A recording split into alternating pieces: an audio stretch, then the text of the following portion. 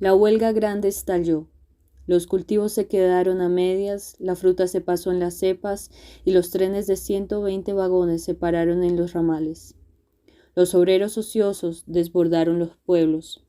La calle de los Turcos reverberó en un sábado de muchos días, y en el salón de billares del hotel de Jacob hubo que establecer turnos de 24 horas. Allí estaba José Arcadio II el día en que se anunció que el ejército había sido encargado de restablecer el orden público. Aunque no era hombre de presagios, la noticia fue para él como un anuncio de la muerte, que había esperado desde la mañana distante en que el coronel Gerineldo Márquez le permitió ver un fusilamiento. Sin embargo, el mal augurio no alteró su solemnidad. Hizo la jugada que tenía prevista y no erró la carambola. Poco después, las descargas de redoblante, los ladridos del clarín, los gritos del tropel de la gente, le indicaron que no solo la partida de billar, sino la callada y solitaria partida que jugaba consigo mismo desde la madrugada de la ejecución habían por fin terminado. Entonces se asomó a la calle y los vio. Eran 3 regimientos cuya marcha, pautada por tambor de galeotes, hacía trepitar la tierra. Su resuello de dragón, multifacético, impregnó de un vapor pestilente la claridad del mediodía. Eran pequeños, macizos, brutos. Sudaban con sudor de caballo y tenían un olor de carnaza macerada por el sol, y la impavidez taciturna e impenetrable de los hombres del páramo. Aunque tardaron más de 1 hora en pasar, hubiera podido pensarse que eran unas pocas escuadras girando en redondo, porque todos eran idénticos, hijos de la misma madre, y todos soportaban con igual estolidez el peso de los morrales y las cantimploras, y la vergüenza de los fusiles con las bayonetas caladas, y el incordio de la obediencia ciega y el sentido del honor. Úrsula los oyó pasar desde su lecho de tinieblas y levantó la mano con los dedos en cruz. Santa Sofía de la Piedad existió por un instante, inclinada sobre el mantel bordado que acababa de planchar, y pensó en su hijo, José Arcadio II, que vio pasar sin inmutarse los últimos soldados por la puerta del hotel de Jacob. La ley marcial facultaba al ejército para asumir funciones de árbitro de la controversia, pero no se hizo ninguna tentativa de conciliación. Tan pronto como se exhibieron en Macondo, los soldados pusieron a un lado los fusiles, cortaron y embarcaron el banano y movilizaron los trenes. Los trabajadores que hasta entonces se habían conformado con esperar se echaron al monte sin más armas que sus machetes de labor y empezaron a sabotear el sabotaje.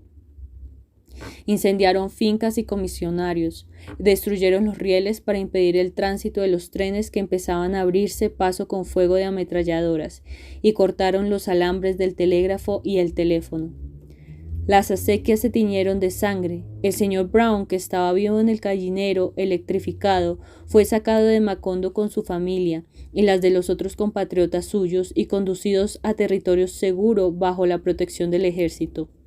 La situación amenazaba con evolucionar hacia una guerra civil desigual y sangrienta, cuando las autoridades hicieron un llamado a los trabajadores para que se concentraran en Macondo. El llamado anunciaba que el jefe civil y militar de la Providencia llegaría el viernes siguiente dispuesto a interceder en el conflicto. José Arcadio II estaba entre la muchedumbre que se concentró en la estación desde la mañana del viernes. Había participado en una reunión de los dirigentes sindicales y había sido comisionado junto con el coronel Gavilán para confundirse con la multitud y orientarla según las circunstancias. No se sentía bien y amasaba una pasta salitrosa en el paladar, desde que advirtió que el ejército había emplazado nidos de ametralladoras alrededor de la plazoleta y que la ciudad alambrada de la compañía bananera estaba protegida con piezas de artillería. Hacia las 12, esperando un tren que no llegaba, más de 3.000 personas, entre trabajadores, mujeres y niños, habían desbordado el espacio descubierto frente a la estación y se apretujaban en las calles adyacentes que el ejército cerró con filas de ametralladoras. Aquello parecía entonces más que una recepción, una feria jubilosa. Habían trasladado los puestos de fritangas y las tiendas de bebidas de la calle, de los turcos, y la gente soportaba con muy buen ánimo el fastidio de la espera y el sol abrasante. Un poco antes de las 3 corrió el rumor de que el tren oficial no llegaría hasta el día siguiente. La muchedumbre cansada exhaló un suspiro de desaliento. Un teniente del ejército se subió entonces en el techo de la estación, donde había 4 nidos de ametralladoras enfiladas hacia la multitud, y se dio un toque de silencio. Al lado de José Arcadio II estaba una mujer descalza, muy gorda, con 2 niños de unos 4 y 7 años. Cargó al menor y le pidió a José Arcadio II, sin conocerlo, que levantara al otro para que oyera mejor lo que iba a decir. José Arcadio II se acaballó al niño en la nuca. Muchos años después, ese niño había de seguir contando, sin que nadie se lo creyera, que había visto al teniente leyendo con una bocina de gramófono el decreto número 4 del jefe civil y militar de la Providencia. Estaba firmado por el general Carlos Cortés Vargas y por su secretario el mayor Enrique García Izaza, y en 3 artículos de 80 palabras declaraba a los huelguistas cuadrilla de malhechores y facultaba al ejército para matarlos a bala. Leído el decreto, en medio de una ensordecedora rechifla de protesta, un capitán sustituyó al teniente en el techo de la estación y con la bocina de gramófono hizo señas de que quería hablar. La muchedumbre volvió a guardar silencio. «Señoras y señores», dijo el capitán con una voz baja, lenta, un poco cansada, «tienen 5 minutos para retirarse». La rechifla y los gritos redoblaron, ahogaron el toque de clarín que anunció el principio del plazo. Nadie se movió. «Han pasado 5 minutos», dijo el capitán en el mismo tono. «1 minuto más y se hará fuego». José Arcadio II, sudando hielo, se bajó al niño de los hombros y se lo entregó a la mujer. «Estos cabrones son capaces de disparar», murmuró ella. José Arcadio II no tuvo tiempo de hablar porque al instante reconoció la voz ronca del coronel Gavilán, haciéndoles eco con un grito a las palabras de la mujer. Embriagado por la tensión, por la maravillosa profundidad del silencio y además convencido de que nada haría mover a aquella muchedumbre pasmada por la fascinación de la muerte, José Arcadio II se empinó por encima de las cabezas que tenía enfrente y por primera vez en su vida levantó la voz. «¡Cabrones!», gritó. «Les regalamos el minuto que falta». Al final de su grito ocurrió algo que no le produjo espanto sino una especie de alucinación.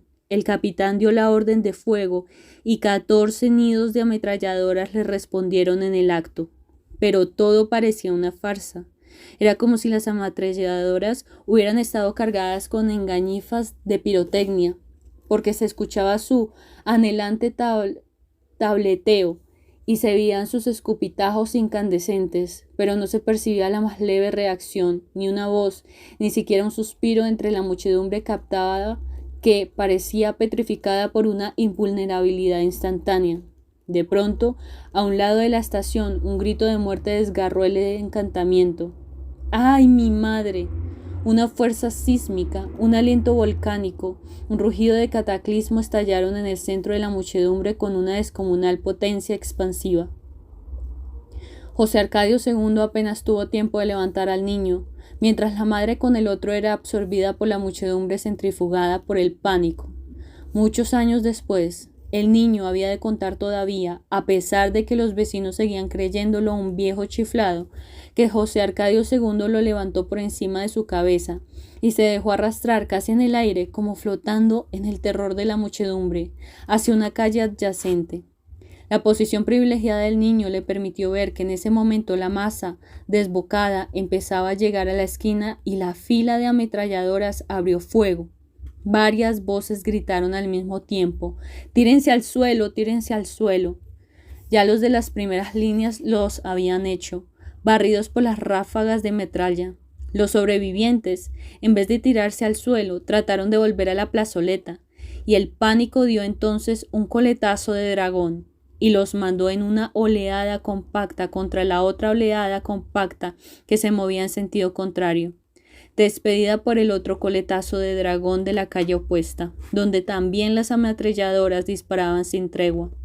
Estaban acorralados, girando en un torbellino gigantesco que poco a poco se reducía a su epicentro porque sus bordes iban siendo sistemáticamente recortados en redondo, como pelando una cebolla, por las tijeras insaciables y metódicas de la metralla. El niño vio a una mujer arrodillada con los brazos en cruz, en un espacio limpio, misteriosamente vedado a la estampida. Allí lo puso José Arcadio II, en el instante de derrumbarse con la cara bañada en sangre antes de que el tropel colosal arrasara con el espacio vacío, con la mujer arrodillada, con la luz del alto cielo de sequía y con el puto mundo donde Úrsula y Guarán había vendido tantos animalitos de caramelo. Cuando José Arcadio II despertó, estaba boca arriba en las tinieblas. Se dio cuenta de que iba en un tren interminable y silencioso, y de que tenía el cabello apelmazado por la sangre seca y le dolían todos los huesos. Sintió un sueño insoportable. Dispuesto a dormir muchas horas, a salvo del terror y el horror, se acomodó del lado que menos le dolía, y solo entonces descubrió que estaba acostado sobre los muertos. No había un espacio libre en el vagón salvo el corredor central.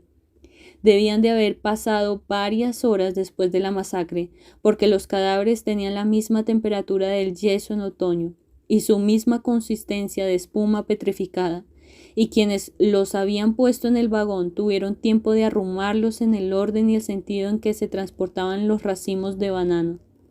Tratando de fugarse de la pesadilla, José Arcadio II se arrastró de un vagón a otro, en la dirección en que avanzaba el tren, y en los relámpagos que estallaban por entre los listones de madera al pasar por los pueblos dormidos, veía los muertos hombres, los muertos mujeres, los muertos niños, que iban a ser arrojados al mar como el banano de rechazo. Solamente reconoció a una mujer que vendía refrescos en la plaza y al coronel Gavilán, que todavía llevaba enrollado en la mano el cinturón con la hebilla de plata moreliana con que trató de abrirse camino a través del pánico. Cuando llegó al primer vagón, dio un salto en la oscuridad y se quedó tendido en la zanja hasta que el tren acabó de pasar. Era el más largo que había visto nunca, con casi 200 vagones de carga y una locomotora en cada extremo, y una tercera en el centro. No llevaba ninguna luz, ni siquiera las rojas y verdes lámparas de posición, y se deslizaba a una velocidad nocturna y sigilosa.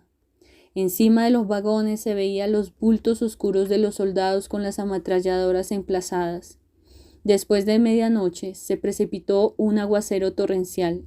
José Arcadio II ignoraba dónde había saltado, pero sabía que caminando en sentido contrario al del tren llegaría a Macondo.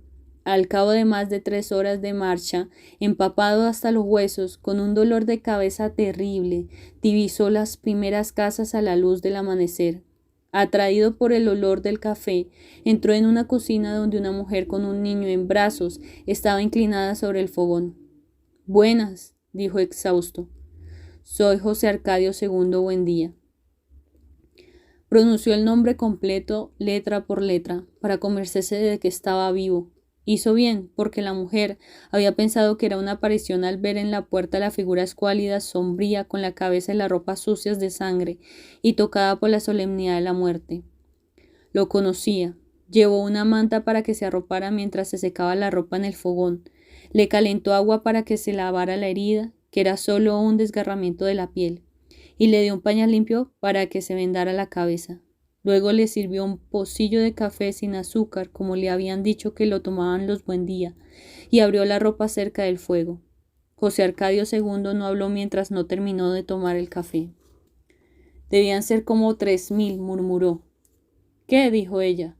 «Los muertos», aclaró él. «Debían ser todos los que estaban en la estación». La mujer lo midió con la mirada de lástima. «Aquí no ha habido muertos», dijo. «Desde los tiempos de tu tío el coronel no ha pasado nada en Macondo». En tres cocinas donde se detuvo José Arcadio II, antes de llegar a la casa, le dijeron lo mismo. No hubo muertos. Pasó por la plazoleta de la estación y vio las mesas de fritangas amontonadas una encima de otra, y tampoco allí encontró rastro alguno de la masacre. Las calles estaban desiertas bajo la lluvia tenaz y las casas cerradas, sin vestigios de vida interior. La única noticia humana era el primer toque para la misa. Llamó en la puerta de la casa del coronel Gavilán. Una mujer encinta, a quien había visto muchas veces, le cerró la puerta en la cara. Se fue, dijo asustada. Volvió a su tierra. La entrada principal del gallinero alambrado estaba custodiada como siempre por 2 policías locales que parecían de piedra bajo la lluvia, con impermeables y cascos de hule. En su callecita marginal, los negros antillanos cantaban a coro los salmos del sábado. José Arcadio II saltó la cerca del patio y entró en la casa por la cocina. Santa Sofía la Piedad apenas levantó la voz. Que no te vea Fernanda, dijo. Hace un rato se estaba levantando. Como si cumpliera un pacto implícito, llevó al hijo al cuarto de las vacinillas, le arregló el desvencijado catre de Melquiades, y a las 2 de la tarde, mientras Fernanda hacía la siesta, le pasó por la ventana un plato de comida. Aureliano II había dormido en casa porque allí lo sorprendió la lluvia y a las 3 de la tarde todavía seguía esperando que escampara. Informado en secreto por Santa Sofía la Piedad, a esa hora visitó a su hermano en el cuarto de Melquiades. Tampoco él creyó la versión de la masacre ni la pesadilla del tren cargado de muertos que viajaba hacia el mar. La noche anterior habían leído un bando nacional extraordinario para informar que los obreros habían obedecido la orden de evacuar la estación y se dirigían a sus casas en caravanas pacíficas.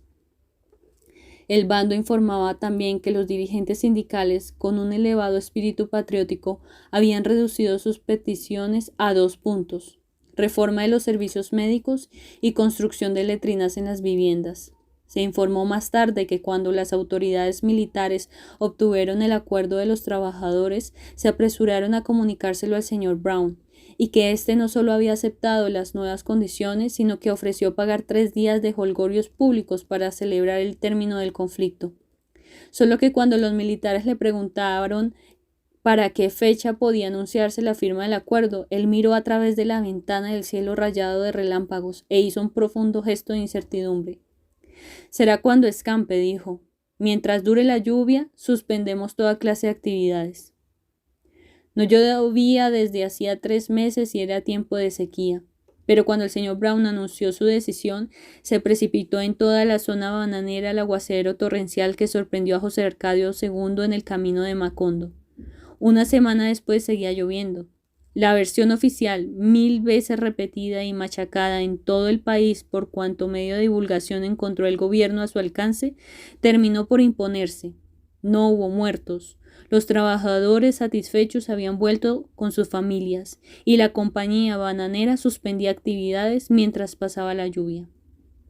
La ley marcial continuaba, en previsión de que fuera necesario aplicar medidas de emergencia para la calamidad pública del aguacero interminable, pero la tropa estaba acuartelada.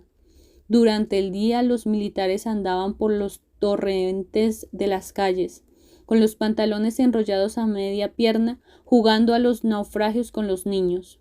En la noche, después del toque de queda, derribaban puertas a culetazos, sacaban a los sospechosos de sus camas y se los llevaban a un viaje sin regreso. Era todavía la búsqueda y el exterminio de los malhechores, asesinos, incendiarios y revoltosos del decreto número 4, pero los militares lo negaban a los propios parientes de sus víctimas, que desbordaban la oficina de los comandantes en busca de noticias. Seguro que fue un sueño, insistían los oficiales. En Macondo no ha pasado nada, ni está pasando, ni pasará nunca. Este es un pueblo feliz.